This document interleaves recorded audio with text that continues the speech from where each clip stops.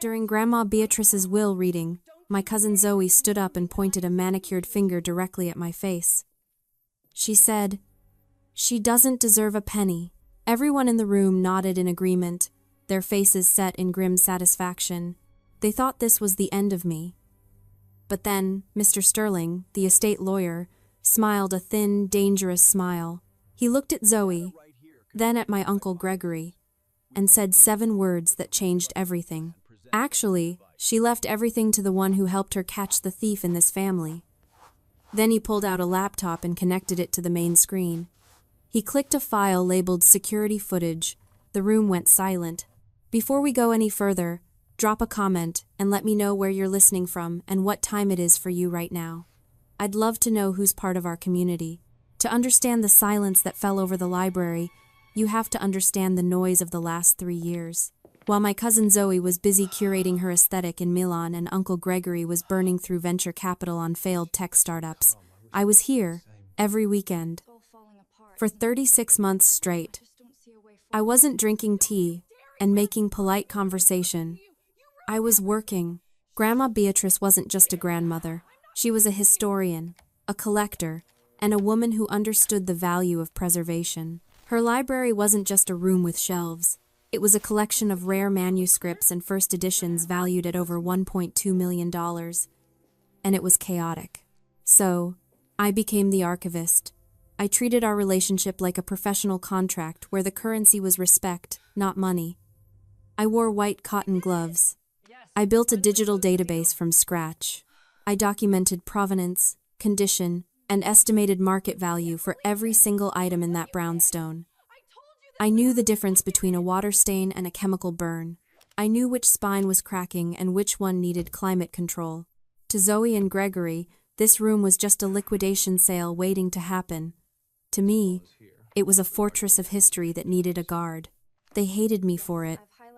And for a long time, I made the mistake of thinking they hated me because they thought I was trying to curry favor or that I was a suck-up.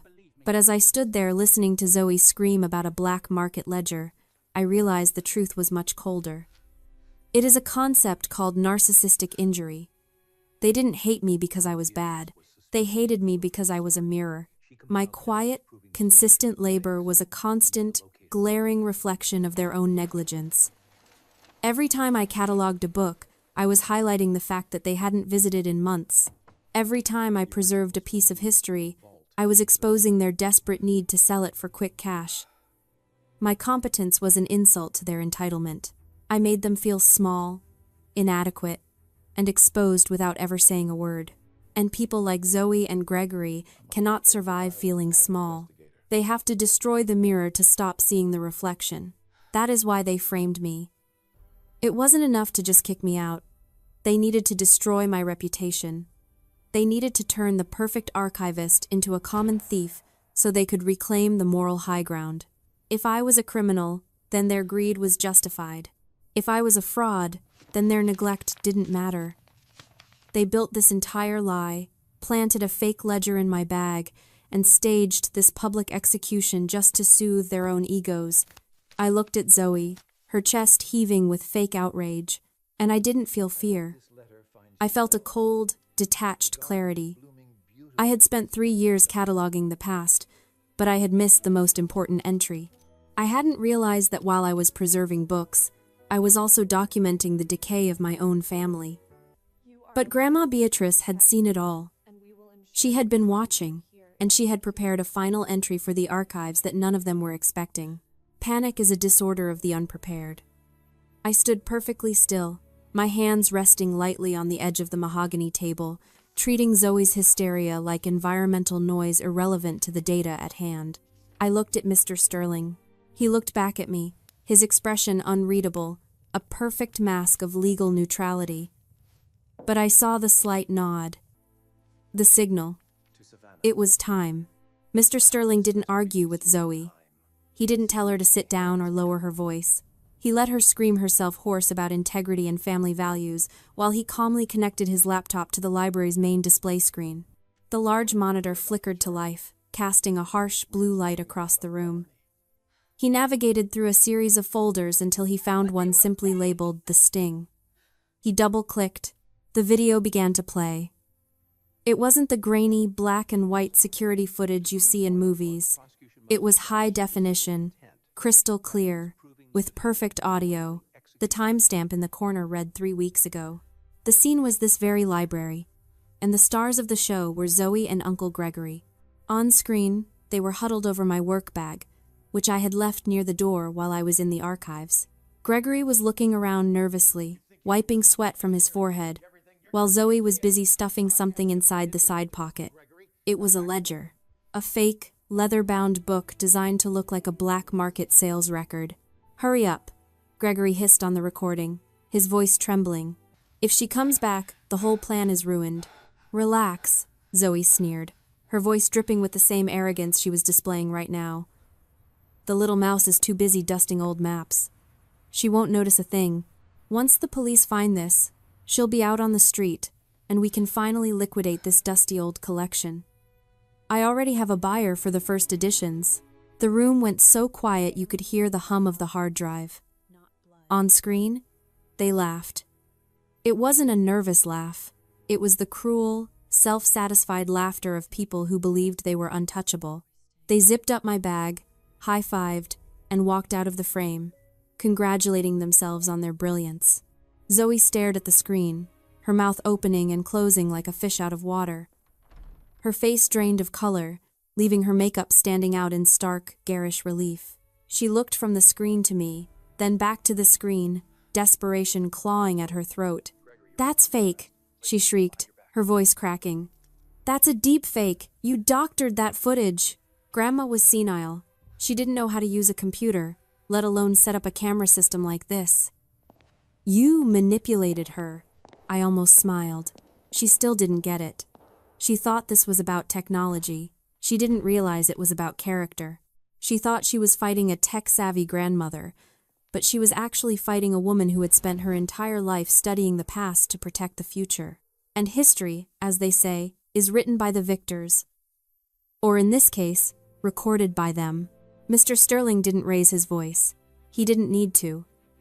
He simply closed the laptop with a sharp snap that cut through Zoe's hysteria like a guillotine blade. The sound echoed off the high ceilings, bouncing around the shelves of leather-bound history that surrounded us. Zoe flinched. Gregory froze, his eyes darting to the door as if calculating the distance to his car. "Let us put aside the video for a moment," Mr. Sterling said, his voice level and devoid of warmth. He opened a physical file on the table, the paper crisp and white against the dark wood. "Let us discuss the inventory. Specifically, the first edition of The Great Gatsby and the 17th century Celestial Atlas that you removed from this room 3 weeks ago, the items you sold to a private buyer in New York for $42,000. "We didn't sell anything," Gregory blurted out, sweat beading on his upper lip. We were securing assets. We were worried about theft." "Securing assets," Sterling repeated, tasting the words as if they were spoiled milk. "Is that what you call a cash transaction in a hotel lobby with an unregistered buyer? Because according to the wire transfer records I have here, the money didn't go into the estate trust. It went into a newly opened offshore account under the name Zoe Chen Enterprises." Zoe's face contorted. "So what? It's our inheritance anyway. We just took an advance. Grandma was hoarding all this wealth while I was struggling to build my brand. It's not fair.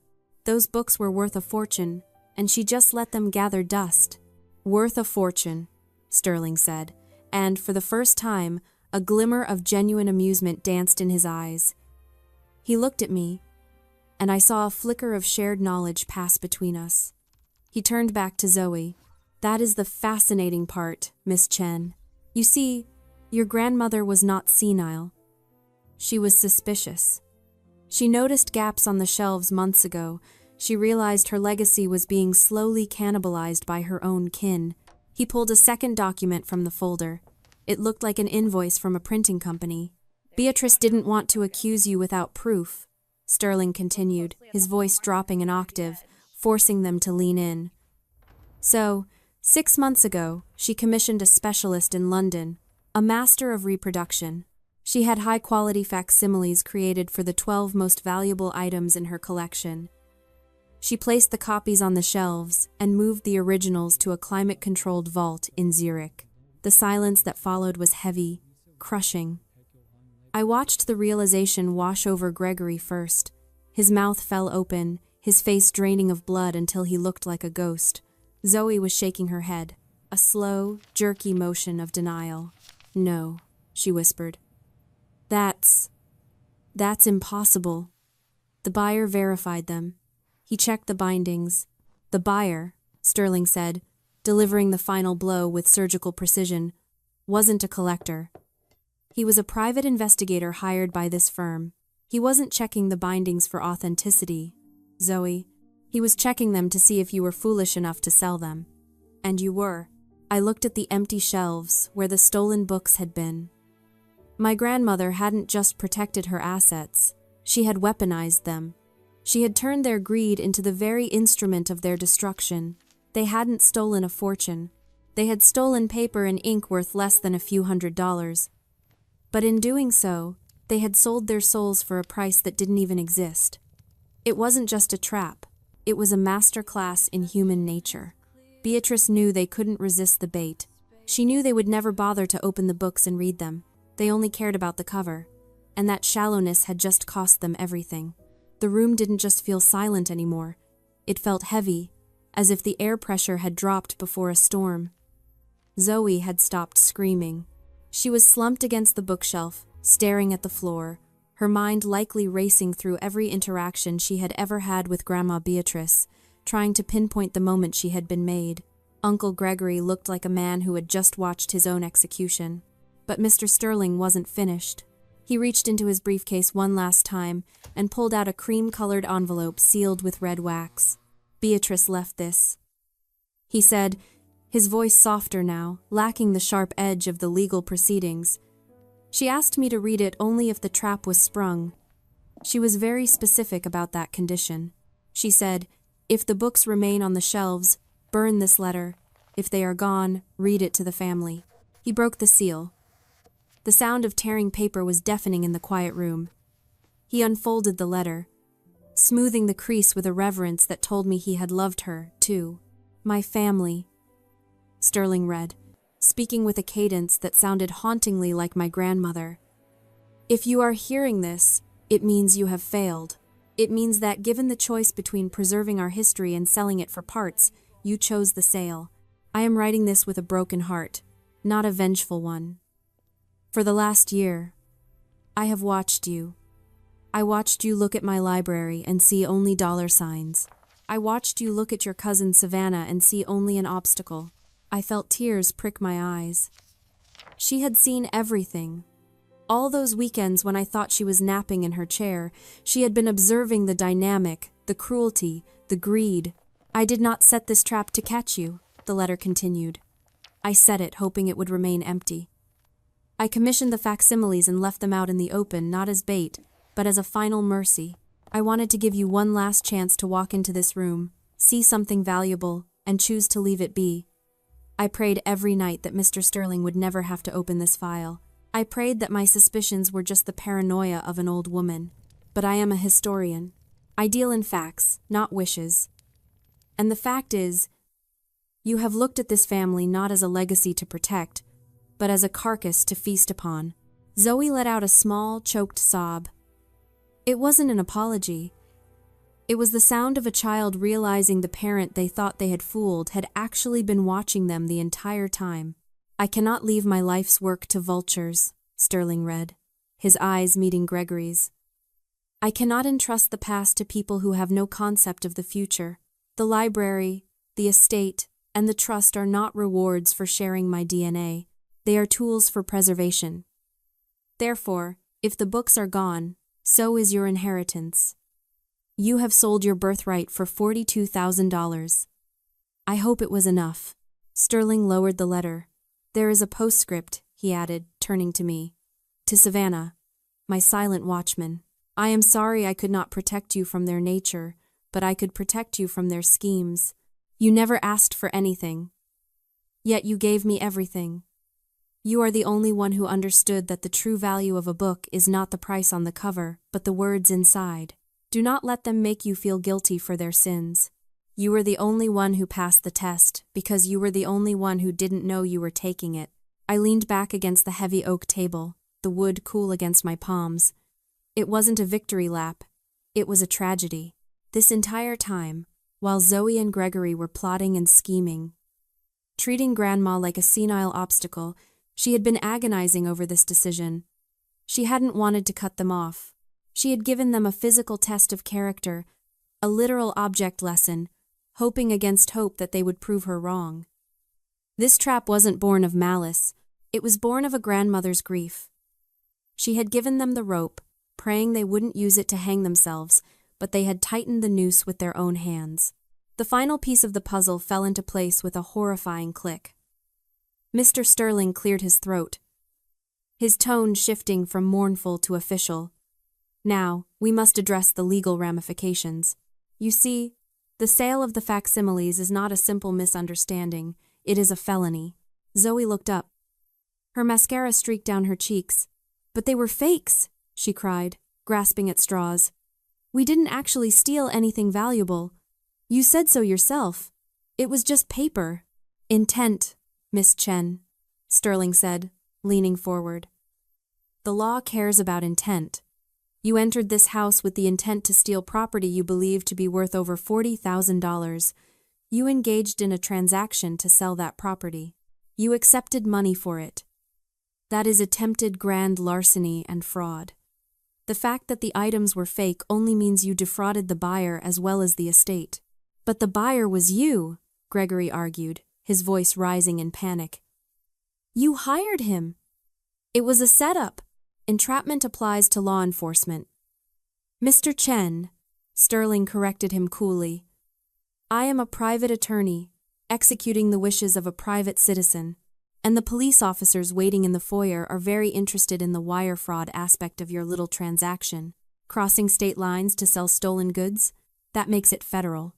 Zoe's composure shattered completely. She dropped to her knees, not metaphorically, but literally. She crawled toward me, grabbing the hem of my dress. Savannah, please. You can't let them arrest us. We're family. I'm your cousin. We grew up together. Tell him to stop. Tell him it was just a mistake. I looked down at her. This was the girl who had spent the last decade making fun of my clothes, my job, my quiet life. This was the girl who had just tried to frame me for a crime I didn't commit. And now, stripped of her filters and her followers, she was just a terrified child who had finally been told no. Family? I asked, my voice trembling slightly. You didn't treat me like family when you planted that ledger in my bag. You didn't treat me like family when you stood up in front of everyone and called me a thief. You were ready to send me to prison, Zoe. You were ready to ruin my entire life, just to buy a few more handbags. Uncle Gregory stepped forward, trying to use his size to intimidate.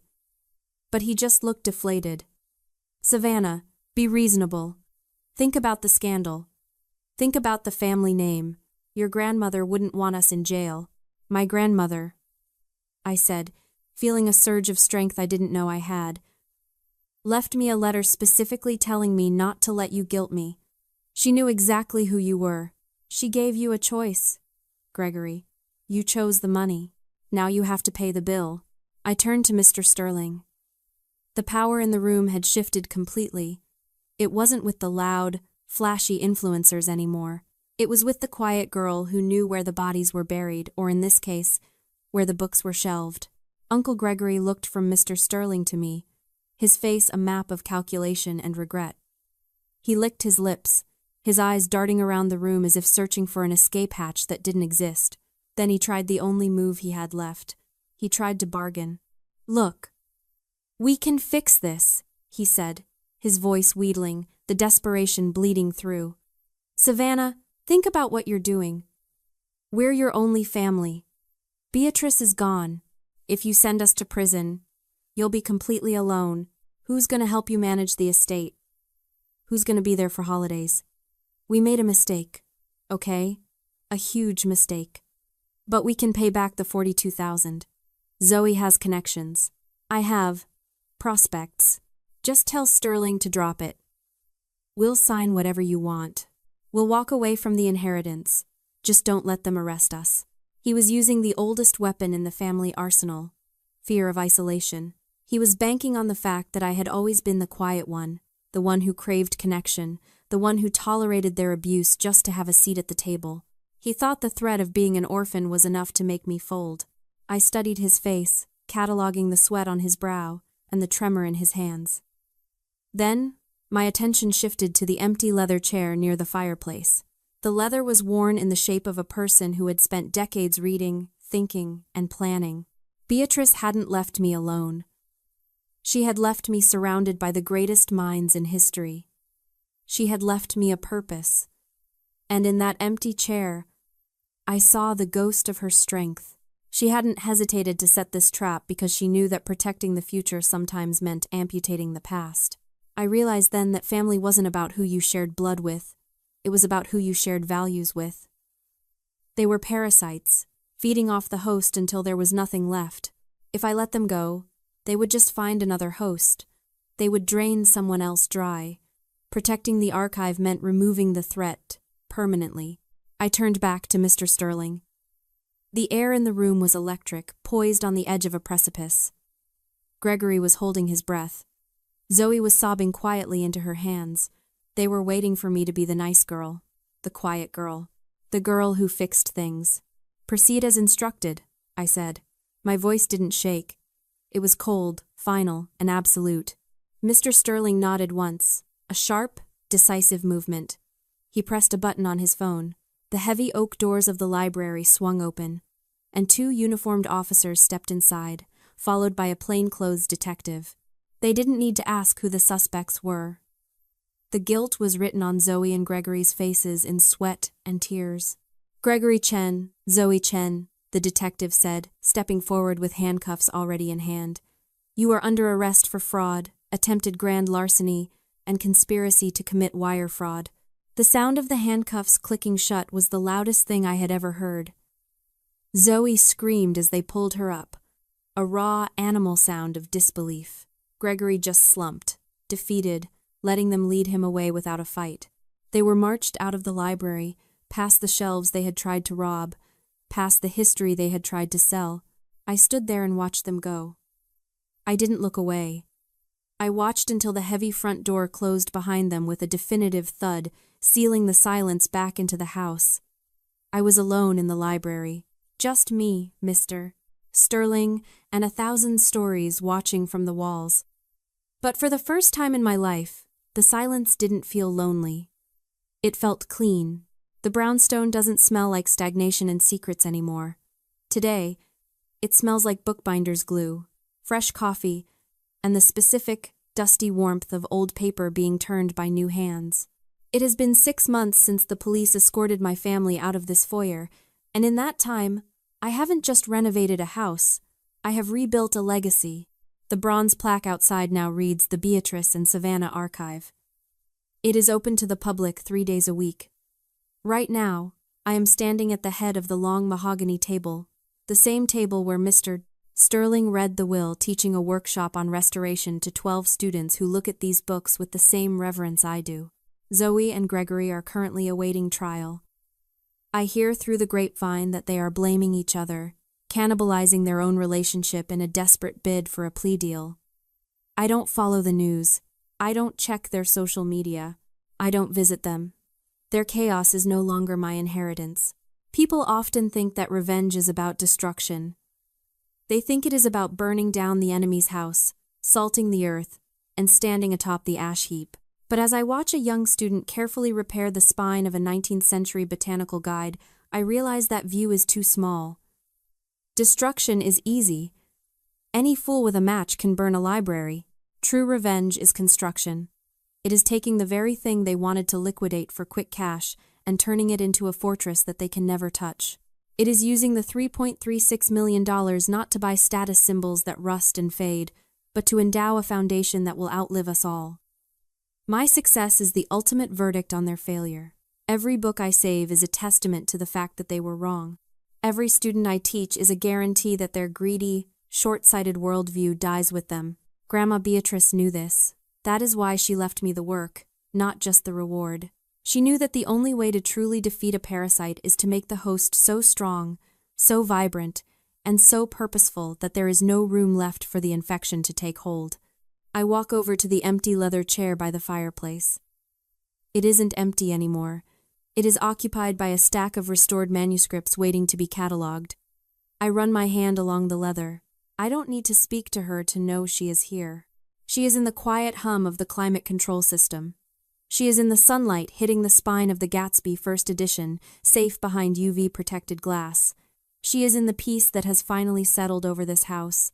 I didn't just inherit a fortune, I inherited a duty, and looking around at the life I have built from the ashes of their betrayal, I know I have finally balanced the ledger. If you believe that integrity is the only legacy worth leaving, hit that like button and share this story. And tell me in the comments, what is the most valuable thing you've ever preserved? I'll be reading your stories.